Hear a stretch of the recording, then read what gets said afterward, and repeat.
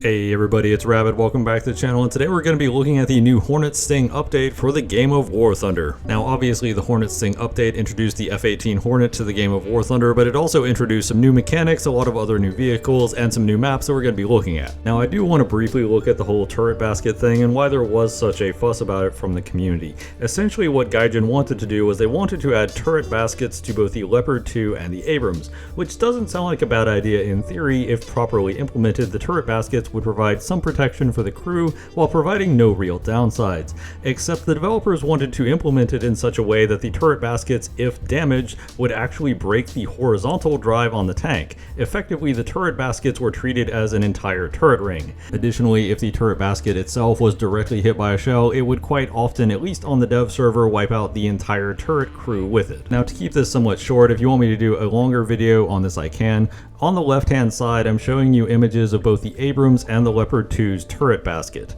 According to Gaijin, both of these, if they take shrapnel damage, not even if they're directly hit, will completely disable the rotation of the turret. Additionally, a direct hit to both of these, according to Gaijin, will wipe out the entire turret crew. Keep that in mind. Now, on the right hand side of the screen, this is the autoloader on the T-80. According to Gaijin, this will not disable the ability of the turret to rotate if it takes shrapnel damage, and if directly hit by a shell, it will not generate a large amount of shrapnel in the crew compartment that will take out the entire crew. Now some might point out that the autoloader is not necessary for turret rotation. That is correct, however I could say the exact same thing about the turret basket, that if removed, the turret would still rotate perfectly fine. Additionally, the idea of jamming the basket or getting enough debris so the turret cannot properly rotate is something that could just as easily happen on the Russian tank if the autoloader were sufficiently damaged and the materials were sufficiently warped. Now that was from a realism standpoint. There are actually some significant problems from a gameplay standpoint. That is to say, if you put a giant cylinder in the middle of your tank that completely disables your ability to rotate the turret, this allows for some pretty terrible shots to completely cripple your tank. If a shell hits too far back and normally wouldn't do anything, now it's hitting the engine and the turret ring. If a shell hits too far forward and wouldn't normally do anything, now it's hitting the driver and the turret ring. And it turns out if you can't move and you can't rotate the turret, you're basically dead. So this change would facilitate some pretty long and frustrating repair times for Abrams and Leopard 2 players, and also would allow for players who had basically completely missed their shot to just get free kills. And since we're on the gameplay front, I do want to bring up this statement from Gaijin about the turret baskets, in which they claim that a player shooting center of mass and not hitting critical components is effectively doing nothing wrong and shouldn't be punished for that. My first problem with this statement is, what the hell game are they playing? I have 6 top tier lineups currently. I'm working on my 7th. I have taken out hundreds of Abrams and Leopards, if not thousands, and generally speaking, if you hit center mass from the side, they do actually die or get crippled far more often than they don't. My second problem with that is, well, check the footage in the background.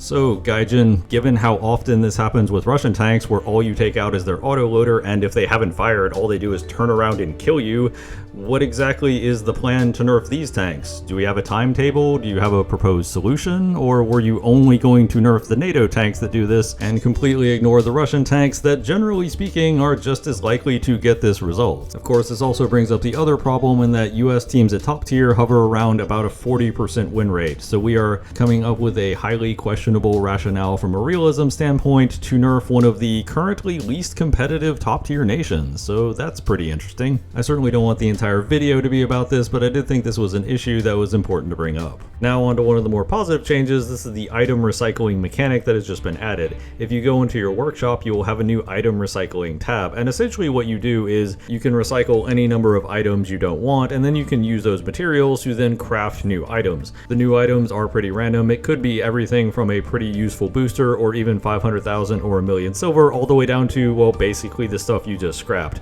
but it is at least an opportunity to try and get something better. One thing I would not recommend you do is scrap and recycle a bunch of items at once, because you're probably going to get a lot of boosters that have an expiration date on them, and if you don't have the opportunity to use them, you might as well have just kept those items in your inventory. Now the new items you get may not always be useful, but the ones that aren't useful can themselves then be recycled, so you can't just keep recycling until you basically get the stuff you actually want. want. This is a great feature, I'm glad they added it, and I've personally been waiting for it for a while. The next new feature they added was actually more for top tier gameplay, and this is when you intercept an enemy missile, it actually gives you a nice little warning with some rewards. This is actually pretty solid because a lot of times at top tier, especially when you're playing in anti-air, the opportunity to actually intercept an enemy plane may not present itself, but you can still intercept the missiles and be useful to your team.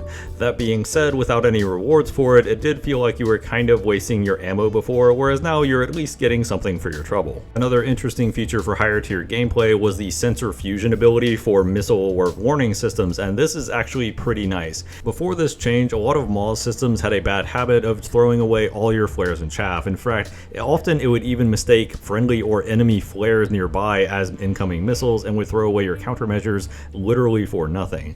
With the sensor fusion ability, now it's using the different sensors the aircraft has available to it to try and determine if it is a missile and what type of missile. That way it will chaff radar missiles and flare IR missiles. In practice, it's worked pretty well so far, although it probably has some limitations. I would have to do some testing to figure out exactly how it's figuring out when to deploy what type of countermeasure, but at the end of the day, this is generally a positive change, as the old MAWS system was actually more annoying and frustrating than actually useful. Another feature they added was the Cobra button, or more accurately, this is the AOA limiter removal button. What this does is this allows your aircraft to perform maneuvers that the computer system would normally not let you perform because it's an incredibly bad idea. While this can let you get some cheeky kills in a dogfight, more often than not what's going to happen is you're going to turn off your AOA limiter, pull a hard turn, and then immediately eat a missile. This makes you very susceptible to incoming missiles, both IR and radar guided, as without any energy you basically have no ability to dodge. Turning off your AOA limiter and swinging your nose around is not actually turning the plane, it's just changing where your nose is pointed, and in the process turns your entire plane into essentially a giant air brake. Ultimately, much like thrust vectoring, as many nations have found, this is really more useful in air shows than it is in actual combat, but every now and then you might actually find a good use for it. Now during this update, the devs did release 3 new versions of old maps: Jungle, Sinai, and Advance to the Rhine.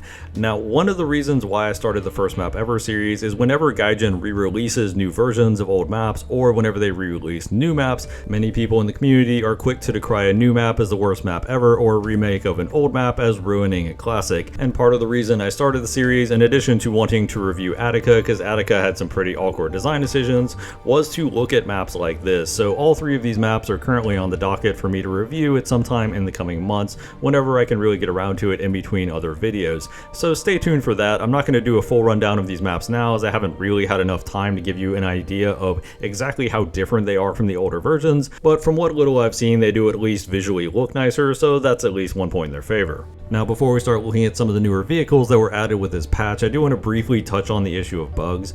Generally speaking, whenever a patch is released, you'll have some pretty significant bugs. Within the first few hours, you'll often get game-breaking bugs patched out. Within the first few days, major bugs will get patched out, and then over the next week or two, the minor stuff will all get fixed.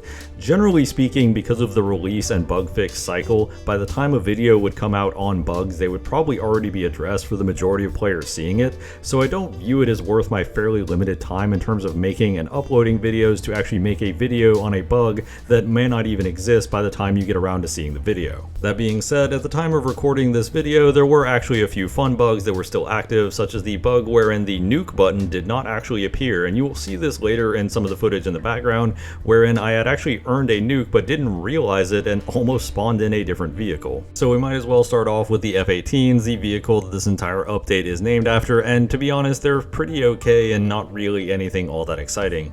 USA got 2 main tech tree ones and 1 premium one, and Sweden got 1 in form of the Finnish version. The flight performance in a nutshell is they can pull some pretty good AOA, they will lose their energy very quickly while doing this, their acceleration is okay, and their top speed is pretty low. The American F-18A has some reasonably competent air-to-air ordnance for its battle rating and isn't terrible, but in terms of air-to-ground is actually pretty awful and has very limited guided ordnance. The American F-18C in the tech tree has some of the more powerful air-to-air and air-to-ground weapons in the game, however it is held back by flight performance and the fact that its pylons can't carry the triple Maverick rack, they can only carry single Mavericks. This in practice means for the air-to-ground role, the F-16C and F-15E are mostly just better picks, and even in the air-to-air role, the F-15's ability to simply rocket into orbit and fire all of its AMRAAMs means it's probably going to get the hits in way faster than the F-18C. As for the premium version, it's reasonably competent but not really spectacular. It doesn't stand out in any major areas. The air-to-air weapons generally work but aren't amazing. The air-to-ground weapons likewise generally work but aren't amazing. It's not exactly exceptional for a grinder, and especially for an $80 one. I think the Finnish F-18 is going to be one of the bigger disappointments of the patch, since they didn't add any of the air-to-ground ordnance. It does effectively, as far as I can tell, have exactly the same weapons and performance in terms of air-to-air as the American F-18C. However, without any air-to-ground, it doesn't really add much to the Swedish tech tree that it couldn't already do. Maybe we'll see the air-to-ground one in a future patch, but this is doubly disappointing because this is the only vehicle Sweden gets. Next up for USA, we have a brand new anti-air, and thank God, it is the XM246. This is basically a Gepard from Temu, and honestly, that's not a bad thing because the Gepard is a fairly stout anti-air. The biggest drawback this has over the Gepard is that the mobility is fairly poor since it is on an M48 chassis, and additionally, it doesn't get the DM23 round, it only gets DM13. So it's not quite as good as the Gepard as running out and hunting ground vehicles, although it does at least have a laser rangefinder for landing more accurate shots. On the whole, this is a pretty welcome addition for US 8.3, as US 8.3 didn't really have much in terms of anti-air, as the M163 didn't really work at that battle rating, so it's definitely a welcome update, and I would love to see more USA anti-air in the near future. Now for the next few vehicles, I'm going to do something a little different because there was this rather unusual German-French exchange program in the last patch, and I'm going to be going over a lot of German and French vehicles simultaneously. The first one is the AMD pack. It also has a German name that I'm not even going to try to pronounce, we're just going to call it the AMD pack. The AMD pack is effectively a baby Puma. It's at a lower battle rating, it still has the 5cm, it's not quite as mobile or as agile, it does have the awkward feature of only having a whopping 18 rounds, but at the end of the day, a mobile wheeled vehicle with a German 5cm is pretty nice, even if the 18 rounds of 5cm might be a little awkward. I do think this helps out the German tech tree a little more than the French tech tree, because France already had several light tanks around this battle rating, whereas German really didn't have much until they got to the Puma. The next vehicle is the Clovis, which is essentially just a premium version of the DF105. It does have some minor upgrades like a laser rangefinder and a 20mm cannon, but the playstyle is pretty much the same, and if you're looking for a premium light tank to support another lineup, it's not a bad pick. However, light tanks don't tend to be great grinders on their own, so supporting something like the AMX-30 or the Term 3 is generally what I would recommend. On the whole, it's not a bad vehicle, but it's not a great vehicle, and if you have the tech tree DF105, this isn't so much of an upgrade that it's an absolute must-have. Interestingly enough, the German version is a pack vehicle, while the French vehicle is only a GE vehicle. It's not really the biggest difference in the world, but it is kind of interesting. Of course, that neatly brings us around to the DF105. This has been in the game for a while, but it was in the German tech tree, now it's in the French tech tree at the exact same battle rating of 8.0. For anybody that's not familiar with it, the DF105 is a Martyr chassis with a French turret, and the cannon fires heat rounds with a fairly fast reload. Of note, the turret itself, while not technically stabilized, is reasonably stable, especially at low speeds, so overall, as far as light tanks go, it is pretty solid, and France does have some 8.0 and 8.3 lineups that you can slot this into, although France is kind of inundated with light tanks in general around this battle rating, so it might be a bit of a stretch to squeeze this in a lineup, but it's certainly not a bad vehicle to look at, and it's nice to finally see it in the French tree. And lastly, for Germany and France, and this is where it gets kind of interesting in terms of their exchange program, we actually have the Tiger helicopters. So Germany gets a premium version of essentially the French Tiger HOD, and France gets essentially a tech tree version of the German Tiger UHT. Now, as far as the German premium one, it has Mistrals, it has Hellfires, and it also has a 30mm cannon under the nose, which the Tiger UHT doesn't.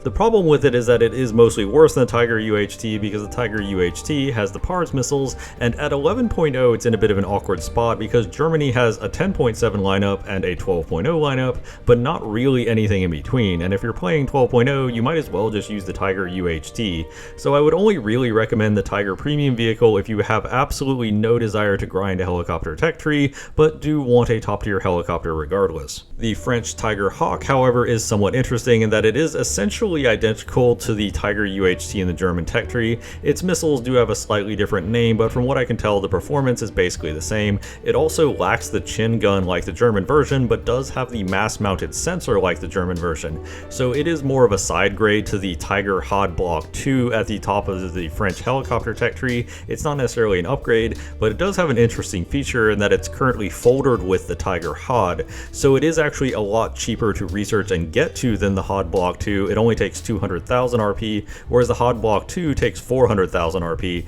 So if you are looking to save some time, it is still a perfectly fine helicopter for top tier and would be a lot faster to get to. For the Soviet tech tree, we get 2 new ground vehicles. These are actually one in the mainline tech tree and one squadron vehicle, and they are effectively the same vehicle with minor modifications. This is the 2S-19 self-propelled gun, basically a giant artillery piece mounted on a T-Series tank.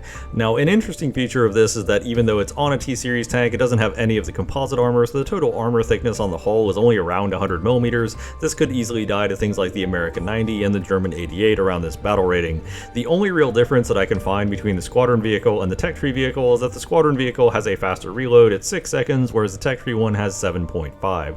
On the whole, these are artillery pieces that are very similar to other artillery pieces around this battle rating. They don't have the laser rangefinder, which is what really makes vehicles like the Panzerhaubitze and the Vidar really annoying to fight against, so they are just kind of okay artillery pieces and not really noticeably better than most of the other artillery around this battle rating, outside of having a quicker reload. Of course, another prominent vehicle that was added to the Soviet tech tree and that I know a lot of people are excited for is the Su-30SM. The Su-30SM can carry a whopping 14 missiles, which is impressive because that means now you get to die with 6 of them still on your rails. I am being excessively mean. I mean, really, BVR combat in the game right now is about having more missiles and a better radar to get them on target, and the Su-30SM does tick those boxes, even if the R-77-1s are generally worse than the AMRAAMs for most situations. On the whole, the plane in air-to-air combat is essentially just a missile bus like all of the other Russian planes have been. In air-to-ground, however, this does shake things up pretty noticeably because you do get KH-38 MTs. Not only do you get 6 of them, but you can also take 5 of them if you also take a targeting pod, which can allow you to more easily pick out and target things from much longer distances. But in addition to that, the targeting pod also makes using laser-guided missiles and bombs way easier than it is currently on the Su-34. So on the whole, the Su-30SM is probably going to be the standard for Russian CAS going forward, and I imagine this is what you're going to see most often from players playing top tier ground. This also brings up another interesting problem because the KH-38 MT is a pretty overpowered missile, and now the Su-30SM is a fighter and the Su-34 is an attacker, so you can spawn both of them in the same match without getting a spawn penalty, which is pretty obnoxious. But it is what it is. I expect to see a lot of people grinding this out, if for nothing else than because it is such a powerful aircraft and ground RB. And our first vehicle for the UK is this little guy. This is the Harry Hopkins 1. This is basically a Tetrarch that doesn't completely suck. It's actually a pretty decent light tank for its battle rating. It moves around pretty good. It has a 2-pounder. Overall, I think this is going to be a pretty fun vehicle to drive around in and would generally recommend picking it up. One thing I will say about the Harry Hopkins is that the armor is a lot more trolly than it looks on paper, especially for a tank of its type. I wouldn't exactly expect to be bouncing anything, but at this battle rating you do fight enough weak shells that it is certainly possible that your armor could save you. Next up for the UK, we have the Rapier anti-aircraft system, which is the 5th anti-aircraft system around 10.0 to 10.3 Britain has gotten in several patches, which is actually pretty crazy. The Rapier currently has an issue with its proximity fuses where they don't tend to fuse correctly. However, if it doesn't work, you can always use one of the 4 other options available around this battle rating. I was surprised to see the Rapier drop at a lower battle rating than the Gecko because it does feel like the Rapier is probably better than the Gecko, at least if they can ever get the fusing sorted out, but that remains to be seen. I would still have to test it to see how good it is really in game. Next up for the UK, we have the Harrier T10 Premium Harrier, and in general this looks very similar to the American Premium Harrier NA in that it does have a lot of guided weapons and it also has a targeting pod, but it doesn't have anything crazy like Fox 3 missiles. On the whole, this will probably be like the American Harrier NA in that it's a pretty respectable ground attack aircraft for top tier, but as an air grinder it's a little questionable because the missiles are a little too good to really put it lower in battle rating, but the flight performance doesn't quite justify its current battle rating, so while you can definitely play it and you can get kills with it, it is a little awkward. That being said, if you are looking for a top tier ground attacker and don't feel like grinding through the entire British air tree, the Harrier T10 can certainly do the job. Moving on to Japan, we have the only ground or air vehicle Japan is getting in this battle rating, the Type 74 Red Star Premium. As far as I can tell, this is essentially just a tech tree Type 74C, but it's a premium vehicle and has various viz mods on it to allow it to act as an Op 4 vehicle in war games. On the whole, the Type 74C is a pretty serviceable and well-rounded MBT. There's not really anything fundamentally wrong with it if you want to use it as a grinder. However, options like the Fuji are generally a more popular grinding option for Japan right now, and I don't see that changing in the immediate future. So unless you really want to save some money, there's not really a reason to get a Red Star. Or unless you think the Vismod looks cool, which it kind of does actually. Next up for China, we have the VT5 Squadron vehicle, and the VT5 is a fairly competent light tank. It has a fast reload, a punchy shell. It has about the same mobility as you'd expect out of something like an Abrams or a Leo 2, which on the whole is pretty solid. The only real drawback is that it basically has no armor. The armor generally caps at around 100mm across basically the entire frontal arc, so if this vehicle were to meet a 76 Sherman in a dark alley, the winner is really whoever fires the first shot. That being said, the gun is punchy enough, the mobility is good enough, it has high quality thermals. This is still a competent vehicle, and there are some issues with the armor that might get sorted out eventually, although I wouldn't hold my breath on it. On the whole, the only real problem with these kind of tracked single shot cannon light tanks is that they tend to blur the lines a little between a light tank and a medium tank, and on the whole, they often just end up being medium tanks without armor.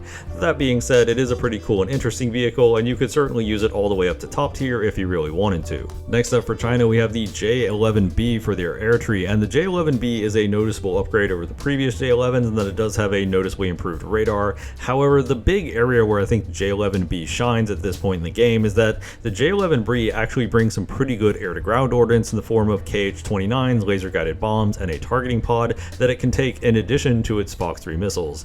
This gives China a pretty capable multi-role fighter that they hadn't really had up to this point.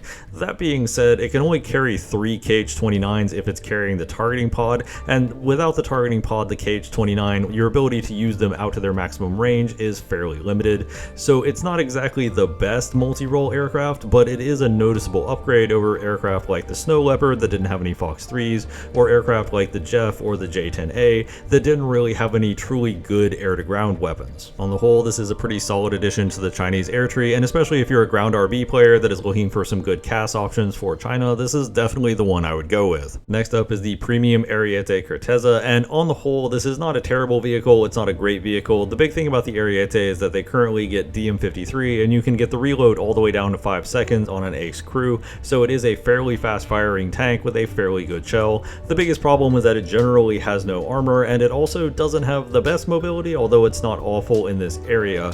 One thing I will note about the Arietes is they don't actually have any ammunition in the turret, so generally speaking, if they are hull down, they can often take a hit and survive. Now, one random and terrible feature about the Corteza is that it has the war kit, just like the Ariete War. However, in this particular vehicle, you also have the camo net, but the camo net is attached to the war kit. So you have to take the 5-ton war kit that doesn't really do anything for your vehicle if you want the camo net. So you're generally better off leaving both the war kit and the camo net at home, which is kind of disappointing and feels like a bit of pretty arbitrary nerf, considering none of the other premium tanks that have camo netting don't also have that camo netting attached to 5 tons of armor that isn't really that useful. On the whole, if you want to marry this with something like the Centauro RGO for a grinder, because they are both basically at the same battle rating, it will work reasonably well. It can kill anything at its battle rating, you just have to have good positioning and shoot first, which is kind of a good general rule for top tier on the whole, so